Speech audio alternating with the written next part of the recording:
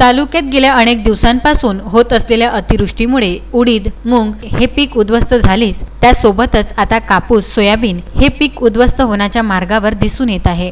कृषी केंद्रातून घेतल्या गेलेल्या सोयाबीनसह इतरही बियाणे निकृष्ट दर्जाचे निघाल्यामुळे शेतकऱ्यांना दुबार तिबार पेरणी करावी लागल्यामुळे शेतकरी हतबल झालेला दिसून येत आहे। नेर तालुक्यातील 29,333 हेक्टर जमिनीवर सोयाबीन पीक तर 14,283 हेक्टरवर कपासीचे पीक आहे। या पिकाला लागेल तसे पाणी पावसाळ्यात आल्यामुळे सोयाबीन व कापसाच्या पिकात शेतकऱ्यांवर मालामाल होण्याचे चित्र दिसून येत होते, परंतु अवकाळी पावसामुळे सोयाबीन व कापसावर किड्यांचा मोठ्या प्रमाणात प्रादुर्भाव दिसून येत आहे। त्यामुळे आताच ओल्या दुष्काळाचे सावट दिसून येत आहे। पांढरा सोनं समजणाऱ्या यवतमाळ जिल्ह्यातील कपाशीला पाती, फुले येऊन बोंड धरू लागतात, चक्री भुंगा अशा विविध प्रकारच्या रोगाने या पिकावर आक्रमण केल्यामुळे व अतिवृष्टी पावसामुळे कपाशीची बोंडे सडू लागले असून सोयाबीनच्या शेंगातून अंकुर फुटले असल्याचे बघायला मिळते।